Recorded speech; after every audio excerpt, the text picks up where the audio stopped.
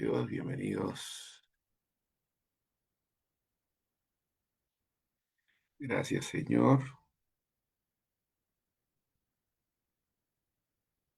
Gloria a Dios, gracias, Señor.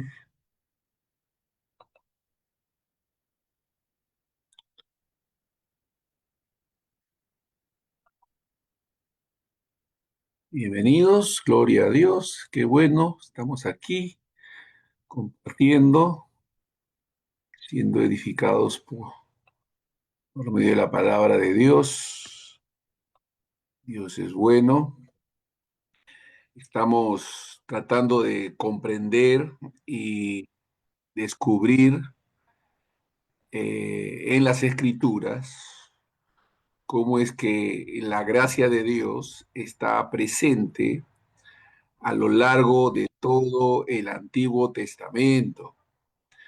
A veces por una mala comprensión de lo que es el Evangelio, de lo que significa ah, la redención, la salvación, muchas veces la gente no se da cuenta y a veces cae en el error de pensar de que el Dios del Antiguo Testamento es distinto al Dios del Nuevo Testamento. Eso es algo que es un error que tenemos que corregir. Dios es el mismo.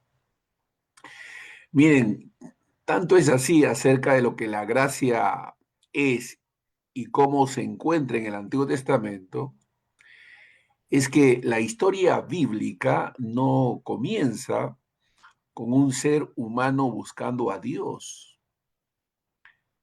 sino con Dios dando existencia, orden y vida. Es decir, la creación misma es un don, es un regalo. Adán recibe aliento, alimento, vocación, compañía y comunión antes de presentar mérito alguno. Esta prioridad de la iniciativa divina ayuda a comprender la gracia. Dios es el que da primero. Aunque Génesis 1 y 2 no describe aún la gracia como perdón del culpable, sí establece el escenario del favor generoso de Dios, de quien procede todo bien. Es decir, la gracia no debe reducirse a una reacción de emergencia frente al pecado. En la Biblia, la generosidad de Dios está arraigada en su propio carácter. El Creador no necesitaba al ser humano. Quiso hacerlo portador de su imagen y colocarlo en un mundo bueno. Por eso, incluso después de la caída, ¿no? Después de la caída, nosotros podemos darnos cuenta que la gracia se manifestó, se siguió dando, ¿no? La redención no era un proyecto improvisado, sino la restauración de una relación que tuvo su origen, ¿no? Que tuvo su origen en Dios, en Dios. Eso es muy importante, que tuvo su origen en Dios. Es decir, la benevolencia divina estuvo presente en la eternidad. La gracia redentora presupone al Dios que crea, sostiene y bendice. Gloria a Dios. Y bendice. Entonces, eso es muy importante poder entender que Dios siempre, desde la eternidad, ha sido bueno, su gracia siempre ha estado presente, es decir, Dios siempre ha sido generoso Él es eternamente bondadoso. Es más, el Nuevo Testamento presenta a Cristo como aquel por medio de quien fueron hechas todas las cosas y en quien la creación encuentra su coherencia. La gracia que finalmente salva no nos conduce lejos del propósito creador, sino hacia su cumplimiento. Jesús, vemos al verdadero hombre que vive en obediencia perfecta, restaura la imagen dañada por el pecado y encabeza una nueva humanidad.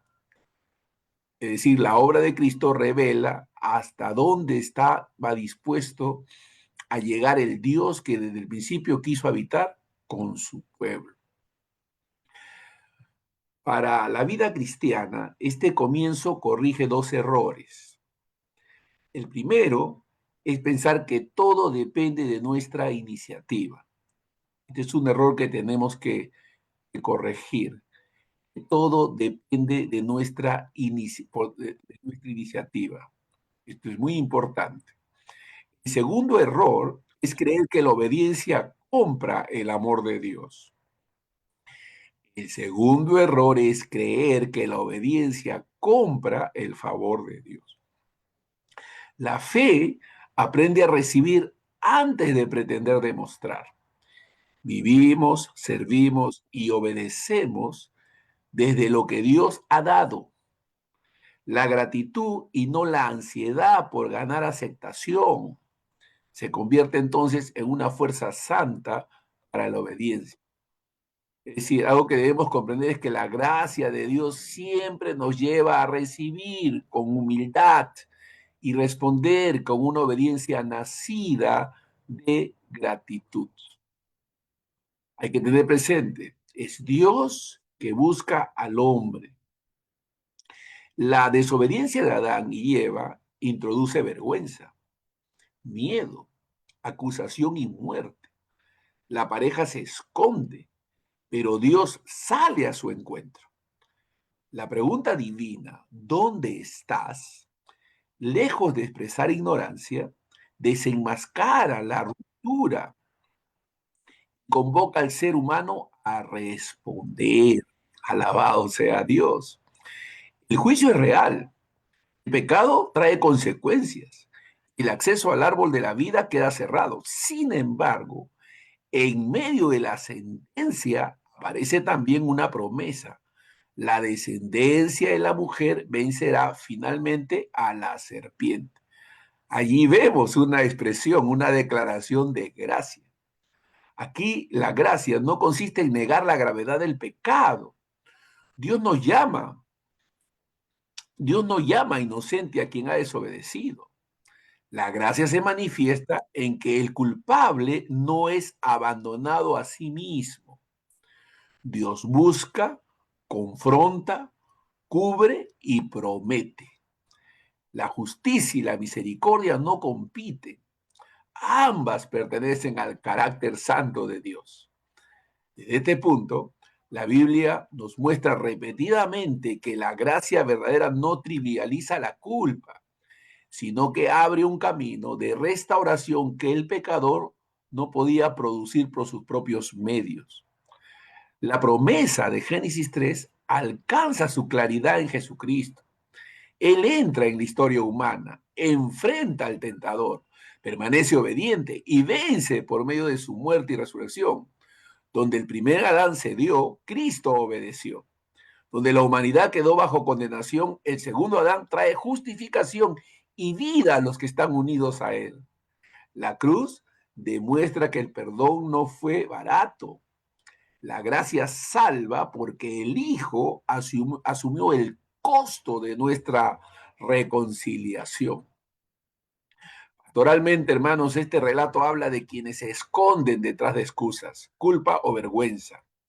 El primer movimiento de la gracia es oír la voz de Dios que nos llama a salir de la oscuridad. No somos restaurados defendiendo nuestra conducta, sino viniendo a la luz, confesando y confiando en la promesa divina. La iglesia debe ser una comunidad donde la santidad se tome en serio Y precisamente por ello, el arrepentido encuentra un camino de restauración. La reflexión debe ser que esto nos invita a mirar menos nuestra suficiencia y más la fidelidad de Dios que inicia, sostiene y completa su propósito. Nosotros podemos ver, por ejemplo, en la generación de Noé. La generación de Noé es descrita con palabras estremecedoras. La violencia se había multiplicado y la inclinación del corazón humano era persistentemente mala. En ese contexto de juicio, Génesis declara que Noé halló gracia ante los ojos del Señor. Aleluya. Noé halló gracia. Ahí está la palabra gracia. Noé halló gracia ante los ojos del Señor. El arca no nace del ingenio de Noé, sino de la instrucción precisa de Dios. El mismo Dios que anuncia el juicio provee un medio de preservación y sostiene a la familia escogida a través de las aguas. El relato no presenta a Noé como un hombre sin pecado. Más adelante veremos también sus límites. Su justicia debe entenderse dentro de una relación iniciada por el favor de Dios. Recuerden, la gracia antecede, llama, instruye y preserva. La fe responde construyendo el arca y caminando en obediencia. Después del diluvio, el pacto de Noé manifiesta además una misericordia de alcance creacional. Dios promete estabilidad para el mundo mientras su propósito redentor continúa. El Nuevo Testamento utiliza el diluvio y el arca para iluminar la salvación. Sin forzar cada detalle como si fuera una alegoría, podemos reconocer una línea legítima. Dios mismo provee refugio frente al juicio. Esa línea llega a Cristo, en quien hay seguridad para el pecador.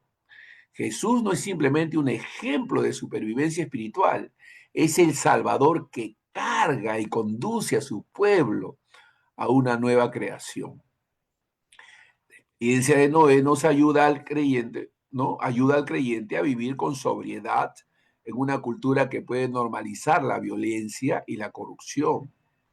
La gracia no nos invita a acomodarnos al mal, sino a escuchar a Dios y obedecer aun cuando la fidelidad resulte contracultural. También ofrece consuelo. La preservación final de la iglesia no depende de su fuerza institucional, sino de la fidelidad del Dios que guarda a los suyos y cumple su pacto. La fe madura aprende a llamar al pecado pecado, sin dejar de llamar gracia a la misericordia que Dios realmente ofrece. Babel, hermanos, resume una aspiración humana recurrente, ¿no? Recuerdan la Torre de Babel. Construir seguridad, identidad y fama al margen de Dios. La ciudad pretende concentrar poder y evitar la dispersión, pero termina en confusión. El juicio divino deshace una unidad edificada sobre la autosuficiencia.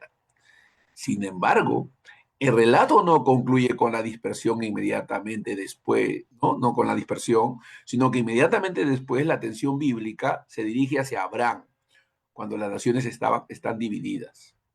Dios inicia un llamado por medio del cual promete bendecir a todas las familias de la tierra. Recuerden, le dijo Dios a Abraham, en ti serán benditas. Esa es una manifestación de gracia. En ti serán benditas todas las naciones de la tierra. La secuencia es teológicamente importante. La gracia de Dios no responde al fracaso de Babel abandonando a las naciones, sino abriendo un camino que finalmente las alcanzará. La elección de Abraham nunca debía convertirse en un privilegio encerrado sobre sí mismo. Dios elige a uno con propósito misionero, formar un pueblo y por medio de ese pueblo llevar bendición más allá de sus fronteras. En Cristo, descendiente de Abraham, la promesa adquiere un alcance universal. El Evangelio reúne personas de pueblos y lenguas diferentes sin borrar la diversidad. Pentecostés puede leerse en ese sentido, como una señal de que la gracia crea una comunión nueva allí donde el pecado produjo división. No se trata de reconstruir Babel bajo un nombre religioso, sino de formar un pueblo unido por la confesión de un solo Señor. Nosotros como iglesia debemos resistir dos tentaciones. El orgullo de creernos centros del proyecto de Dios y el temor de abrirnos a quienes son diferentes. La gracia recibida nos vuelve peregrinos y enviados. Dios nos bendice para que seamos, Dios nos bendice para que seamos bendición. Una comunidad que disfruta del Evangelio, pero no mira hacia afuera, ha olvidado una parte esencial de la promesa hecha a Abraham. Hermanos, en Cristo, la historia deja de ser solamente memoria antigua y se convierte en una palabra viva para la iglesia de hoy. Algunas cosas que podemos entender, por ejemplo, en la experiencia de Abraham, es que Abraham aparece en la narración bíblica sin un currículum espiritual que explique por qué fue escogido. Dios le habla, le ordena salir de su tierra y le promete descendencia, nombre y bendición. ¿La iniciativa a quién pertenece? A Dios. Abraham responde por fe, aunque su camino mostrará vacilaciones, temores y decisiones equivocadas. Precisamente, precisamente esa mezcla de fe real y debilidad humana permite ver que la historia depende de la fidelidad de Dios más que de la impecabilidad del patriarca. Eso es fundamental. Dios es fiel. En Génesis 15, ahí vemos cómo se ofrece una de las afirmaciones centrales para comprender la justificación. Abraham creyó a Dios y esa fe le fue contada por justicia. La promesa antecede a la ley mosaica y también a la circuncisión. Pablo utilizará este orden para mostrar que la aceptación delante de Dios no descansa en las obras humanas. La gracia no elimina la obediencia, pero la coloca en su sitio. La obediencia es fruto de una confianza que descansa en la palabra del Dios que promete. Jesucristo, hermanos, es la simiente en quien la bendición prometida alcanza a las naciones. La fe de Abraham mira hacia una promesa cuyo cumplimiento final él no alcanzó a ver con toda claridad, mientras que la iglesia contempla al Cristo crucificado y resucitado. En él, en Cristo, los que creen son incorporados al pueblo de la promesa sin depender del linaje étnico ni de logros religiosos. El llamado de Abraham enseña a caminar cuando todavía no vemos todos los detalles del camino. La gracia nos saca de falsas seguridades, pero no nos arroja a la incertidumbre sin palabra. Nos sostiene con promesas. En el ministerio y en la vida familiar, muchas decisiones fieles comienzan con una obediencia que no controla el resultado. La confianza cristiana no está en nuestra capacidad de prever, sino en el carácter del Dios que llama. Quien ha sido alcanzado por gracia no puede seguir viviendo como si todo dependiera de su mérito, su fuerza o su posición. Los pactos bíblicos muestran que Dios no se relaciona con su pueblo mediante promesas vagas. En Génesis 15, la ceremonia del pacto tiene una fuerza extraordinaria.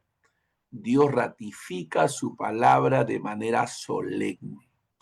Abraham recibe la promesa de tierra y descendencia en un momento en que las circunstancias visibles parecen negarla. El pacto pacto convierte la esperanza en algo arraigado en la fidelidad del que promete. La gracia del pacto no significa que las responsabilidades humanas desaparezcan. Abraham es llamado a caminar delante de Dios y la señal de la circuncisión marca una identidad concreta. Pero el fundamento no es la capacidad de Abraham para garantizar el futuro. Dios se compromete primero. La fe y la obediencia viven dentro de esa palabra previa. Este orden preserva tanto la soberanía de la gracia como la seriedad del discipulado. En el Nuevo Testamento, todas las promesas de Dios se encuentran en su sí en Cristo. Él es mediador de un pacto mejor, establecido sobre su propia sangre. La seguridad del creyente no descansa en una emoción pasajera, sino en la obra acabada del Hijo y la fidelidad del Padre. Por eso, Hebreos habla de una esperanza como ancla del alma.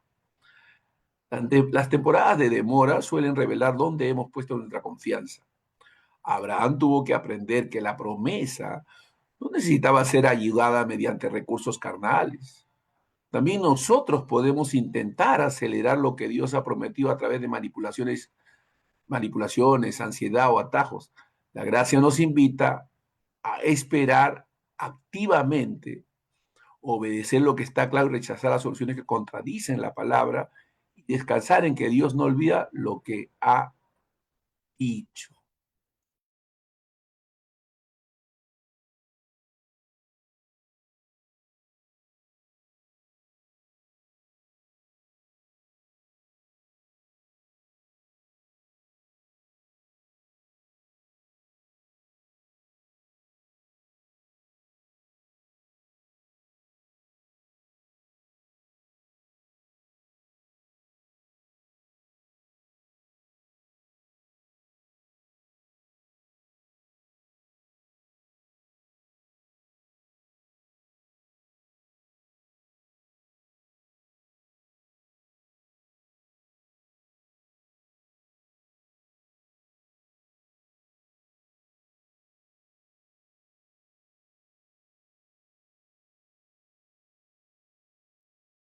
Perdón, un inconveniente por aquí.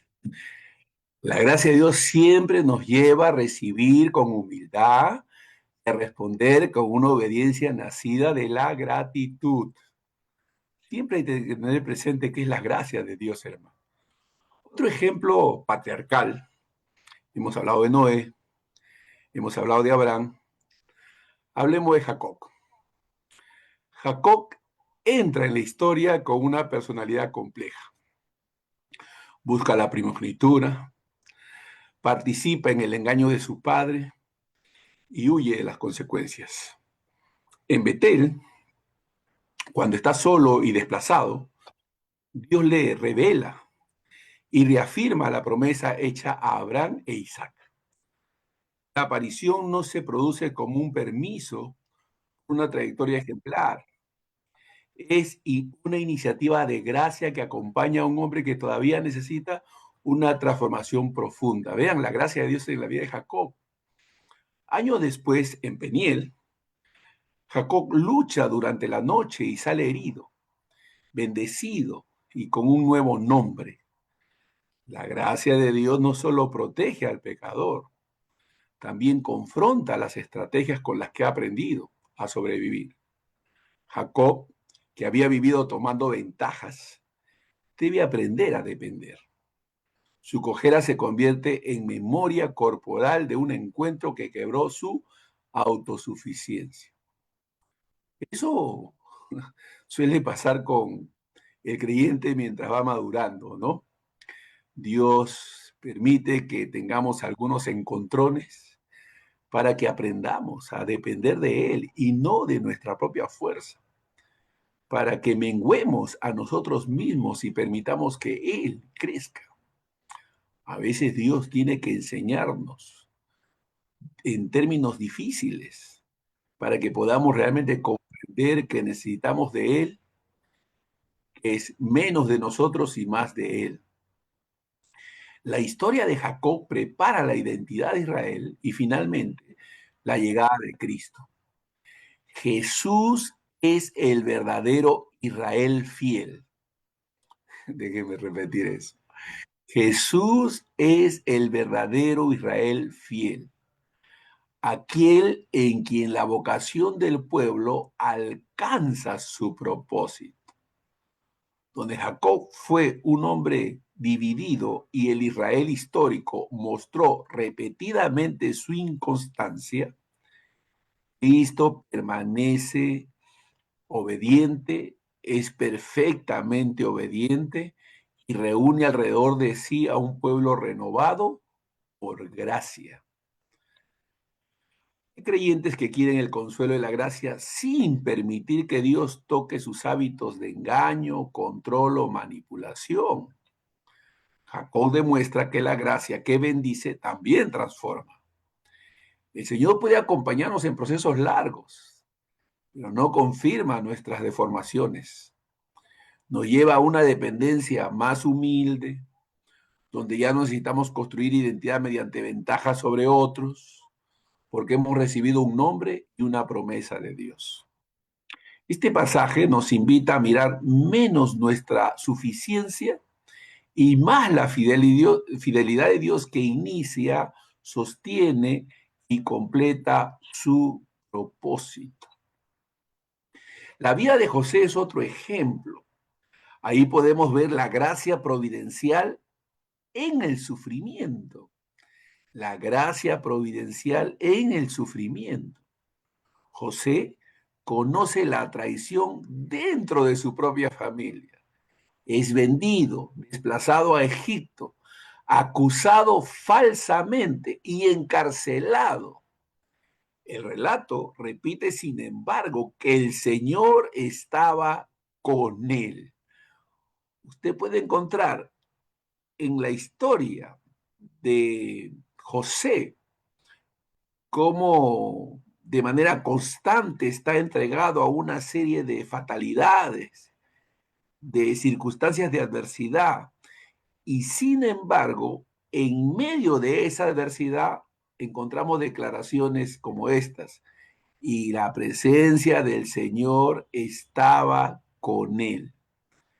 Es decir, la presencia de Dios no elimina automáticamente el sufrimiento, lo acompaña y lo gobierna dentro de su propósito mayor.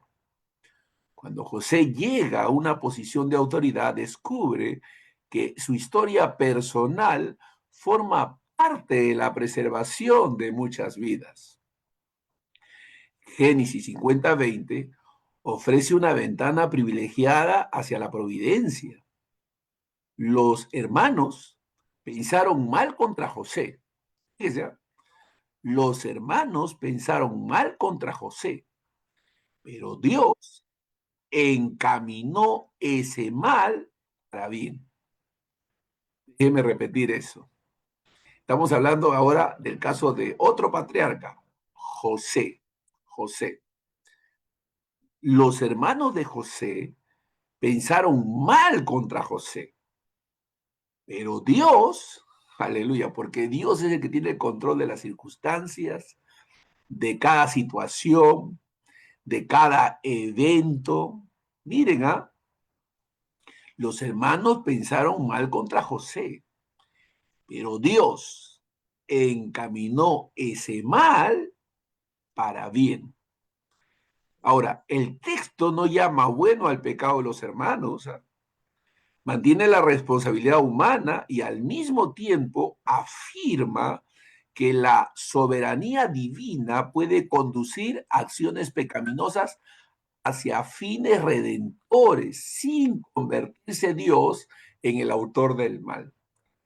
La gracia obra dentro de una historia herida, sin necesitar negar que la herida fue real. José anticipa ciertos rasgos que resplandecen en Cristo. El justo rechazado por los suyos, humillado y luego exaltado para traer salvación. No debemos convertir cada detalle en equivalencia, pero la dirección de la historia es clara. En Jesús, la maldad humana culmina en la cruz. Y precisamente allí Dios realiza el acto decisivo de redención. Es decir, este es un ejemplo claro de lo que Pablo declara allá en el Nuevo Testamento. Y sabemos que los que aman a Dios, todas las cosas les ayudan a bien. Todas las cosas les ayudan a bien. Porque en Jesús nosotros podemos ver la maldad humana culminada en la cruz. Precisamente allí Dios realiza el acto decisivo de rendición. El peor crimen se convierte por la sabiduría divina en el medio de nuestra reconciliación. Escuchen, la gracia providencial no nos autoriza a llamar pequeña a la injusticia ni a apresurar a quien sufre con frases fáciles. José lloró, el proceso fue largo. Sin embargo, su historia permite afirmar que el sufrimiento no tiene la última palabra. Tenga presente eso, tenga presente eso. El creyente puede perdonar sin negar el mal y puede esperar sin entender todavía todo lo que la iglesia debe acompañarnos, puede acompañar en medio del dolor a los hermanos, ¿no? No siempre comprendemos todas las cosas que pueden estarnos sucediendo. Eso es muy importante. No se enfoque en tratar de entender por qué le pasa lo que le pasa. Esa es una distracción diabólica. El diablo quiere que usted se enfoque en eso, en tratar de dar una respuesta a lo que le está pasando. No, usted tiene que comprender que Dios tiene el control de todas las cosas y que no importa lo que puede estar pasando, Dios lo conducirá bien. Dios llevará a cabo sus propósitos. Debemos esforzarnos por confiar y saber de que Dios nos acompaña en medio de nuestros sufrimientos. Y la iglesia debe también acompañar el dolor con esa combinación de verdad, paciencia y esperanza. La fe madura aprende a llamar el pecado pecado, sin dejar de llamar gracia a la misericordia que Dios realmente ofrece, hermanos. Cuando nosotros vemos a Moisés, por ejemplo, vemos a Moisés cómo llega al desierto después de un fracaso. Años antes había intentado responder a la opresión con violencia y terminó huyendo. En Horeb, Dios lo llama desde la zarza ardiente. El centro de la escena no es la capacidad del futuro libertador, sino la identidad del que lo envía. Yo soy. Aleluya. Yo soy, le dice el Señor. Moisés expone sus temores, sus limitaciones y también sus preguntas. Dios responde principalmente con su presencia. Yo estaré contigo. Es lo que tenemos que tener presente en medio de nuestras dificultades. Dios está con nosotros. No siempre, por lo general, no comprendemos lo que nos sucede cuando cosas adversas pasan. Sin embargo, una de las cosas que tenemos que tener presente mientras pasamos por ese valle de sombra o de muerte, que Dios está con nosotros. Yo estaré contigo, dice el Señor. La gracia llama a personas reales, con historia y debilidades. Eso somos nosotros. Pero no descansa en nuestras debilidades como si fueran virtud. Dios formó a Moisés, corrigió su resistencia y le dio recursos para cumplir la tarea. La suficiencia ministerial proviene del que llama. Esta verdad protege tanto del orgullo de quien cree poder hacerlo todo como de la falsa humildad que utiliza la inseguridad para desobedecer. Jesucristo, hermanos, es el libertador definitivo. Moisés conduce a Israel fuera de una esclavitud histórica. Cristo libera del dominio del pecado y de la condenación. Moisés habla con Dios y comunica su palabra. Cristo es el Hijo y la palabra encarnada. La comparación engrandece la obra de Jesús y nos permite leer el Éxodo como parte de un patrón redentor que encuentra en Cristo su cumplimiento. Muchos siervos de Dios conocen la sensación de insuficiencia. Todos experimentamos esa sensación de no poder. La respuesta bíblica no es inflar la autoestima. No, no hay tal cosa como, sí, tú puedes, sigue adelante, tú puedes. No, no, no. La respuesta de la Biblia no infla nuestra autoestima, no. Nos lleva a mirar a Dios, que Él está presente, que su poder se perfecciona en nuestra debilidad. El poder de Dios se perfecciona en nuestra debilidad. La gracia no nos promete que toda tarea va a ser cómoda, promete que nuestra obediencia puede apoyarse en una suficiencia que no nace de nosotros. En el ministerio, hermanos, eso produce dependencia, oración y una manera menos ansiosa de servir. En Cristo, la historia deja de ser solamente memoria antigua y se convierte en una palabra viva para la iglesia de hoy. La liberación de Egipto es uno de los grandes actos de gracia del Antiguo Testamento. Israel no aparece como una nación espiritualmente superior que merecía libertad. Es un pueblo oprimido al que Dios recuerda en relación con su pacto. El Señor oye el clamor, actúa con poder y los saca de la casa de esclavitud. Solo después de esa liberación, Israel llega al Sinaí y recibe la ley.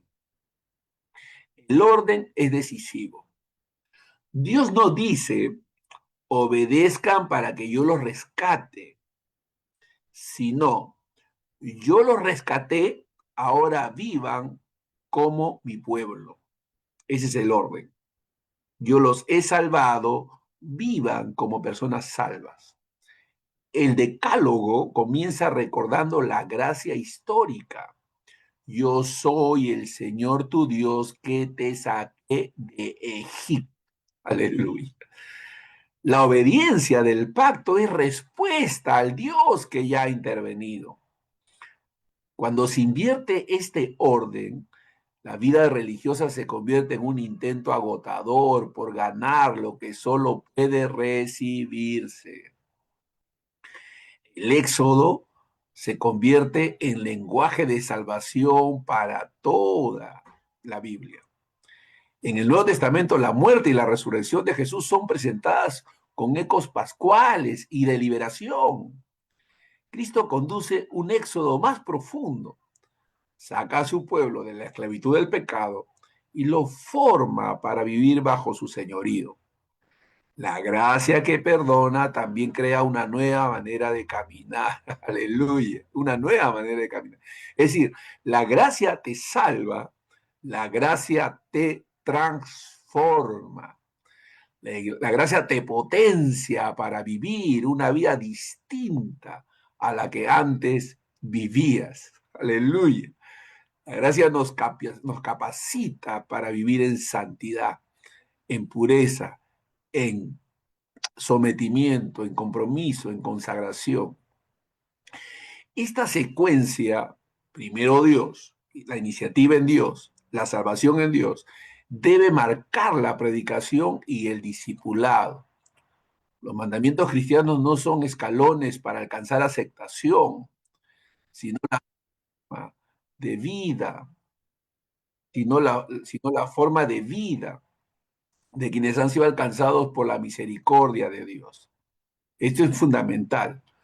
Una iglesia que predica que predica deber sin evangelio produce orgullo o desesperación. Una iglesia que anuncia gracia sin obediencia produce superficialidad. El Éxodo mantiene ambas realidades en su orden correcto. Quien ha sido alcanzado por gracia no puede seguir viviendo como si todo dependiera de su mérito, su fuerza o su posición. La noche de la Pascua muestra juicio y provisión en una misma escena.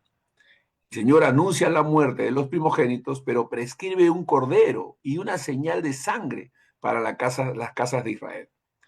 La protección no descansa en la superioridad moral de quienes están dentro, sino en la provisión establecida por Dios. Cada familia debe responder con fe obediente a la palabra recibida. La Pascua enseña que la redención implica sustitución. Una vida es dada para que otra sea preservada. El acto se convierte en memorial porque Israel debía aprender a interpretar su existencia a partir del rescate. No eran simplemente una población que escapó de Egipto, sino un pueblo redimido por Dios. La memoria de la gracia debía alimentar gratitud y fidelidad en cada generación. El Nuevo Testamento identifica a Cristo con el cumplimiento pascual. Juan lo presenta como el Cordero de Dios. Pablo afirma que Cristo es nuestra Pascua, que fue sacrificado. En la cruz, la categoría de sustitución alcanza su centro. Jesús no ofrece una lección abstracta sobre amor, entrega su vida para que los culpables reciban perdón y libertad. Su resurrección confirma la victoria del rescate. Celebrar la gracia exige recordar. La vida cristiana se debilita cuando el creyente deja de contemplar de que ha sido rescatado y que el costo ha sido pagado. La cena del Señor conserva esta pedagogía de memoria. Anuncia la muerte de Cristo y nos reúne alrededor de una provisión que ninguno de nosotros produjo. Desde esa mesa, la cena del Señor, el orgullo pierde terreno y la gratitud vuelve a ordenar el corazón. Hay que recordar, hermanos, la gracia de Dios siempre nos lleva a recibir con humildad y a responder con una obediencia nacida de gratitud. Cuando Israel sale de Egipto, pero pronto queda atrapado entre el ejército de Faraón y el mar, el miedo, el miedo transforma rápidamente la memoria del pueblo.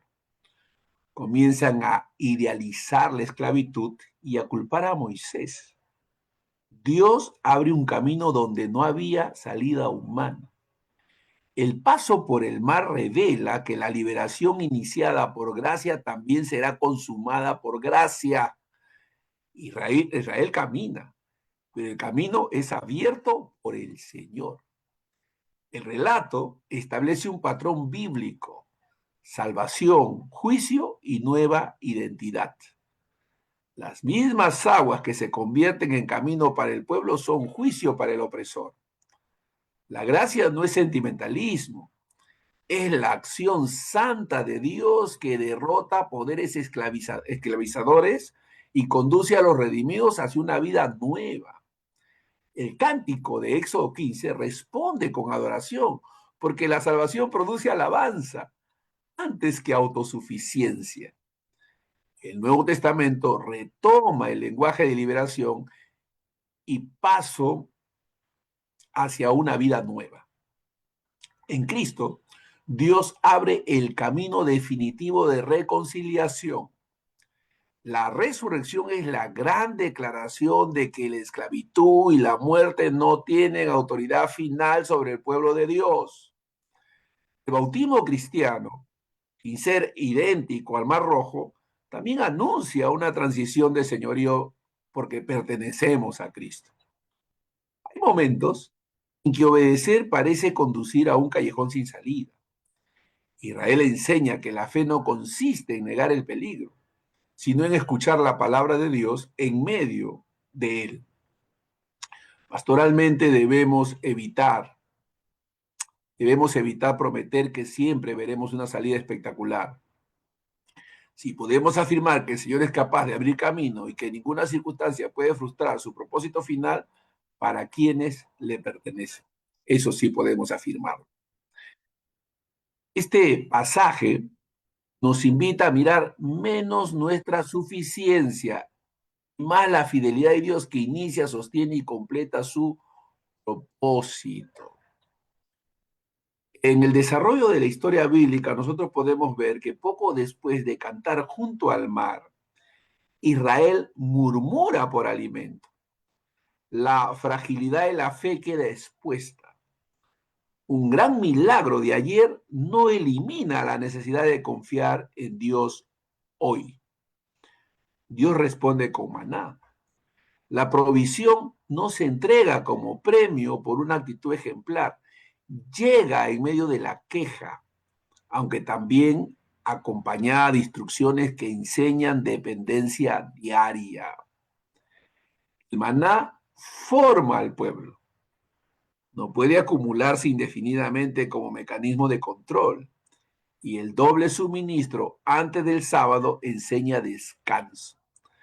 La gracia de Dios no solo llena el estómago, reeduca deseos y hábitos. Deuteronomio interpreta el episodio como una escuela de dependencia de la palabra de Dios.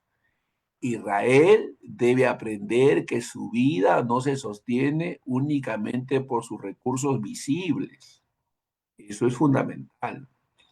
Jesús toma esta historia y declara que Él es el verdadero pan del cielo. La provisión del desierto sostuvo una generación temporalmente. Cristo da vida eterna. La gracia llega así a su forma personal. Dios no solo entrega dones, se entrega a sí mismo en el Hijo. Alimentarse de Cristo significa confiar en Él como fuente suficiente de vida y salvación. La ansiedad suele querer almacenar garantías para mañana.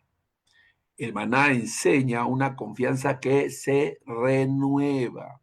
Ojo con eso, una confianza que se renueva. Esto no condena la prudencia ni la planificación, pero sí la ilusión de que la seguridad definitiva depende de nuestras reservas. La disciplina diaria de la oración, la palabra y la comunión cristiana forma un corazón que aprende a recibir de Dios lo necesario para obedecer en el día presente. La fe madura aprende a rechazar el pecado y aprende a confiar en la gracia de Dios. Miren, el Sinaí suele presentarse como si allí comenzara una religión opuesta a la gracia. Sin embargo, Israel llega al monte después de haber sido liberado. Dios recuerda que los llevó sobre alas de águila y los trajo a sí mismo. La ley se entrega a un pueblo rescatado para enseñarle cómo vivir en relación con Dios y con el prójimo. Los mandamientos revelan el carácter santo de Dios, desenmascaran el pecado y ordenan la vida del pacto. No son un mecanismo para fabricar redención. La obediencia importa profundamente, pero su lugar es el de respuesta agradecida.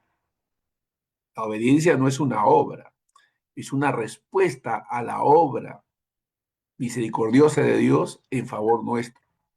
El problema posterior de Israel no será que la ley sea mala, sino que el corazón humano es incapaz de obedecerla plenamente y necesita una obra más profunda de transformación.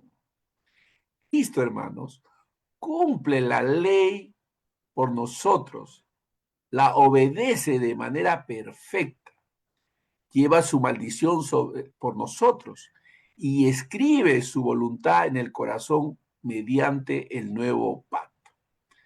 Él no convierte la santidad en algo opcional, lo coloca sobre un fundamento de gracia. El creyente obedece unido a Cristo, y por la obra del Espíritu, no para presentarse como su propio Salvador. En la enseñanza pastoral debemos cuidar el orden del Evangelio.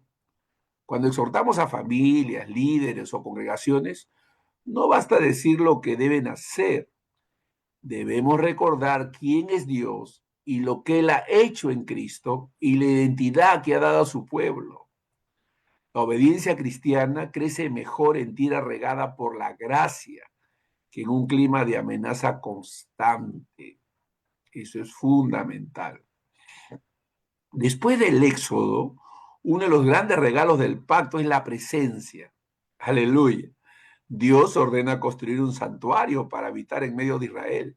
El tabernáculo enseña simultáneamente cercanía y santidad.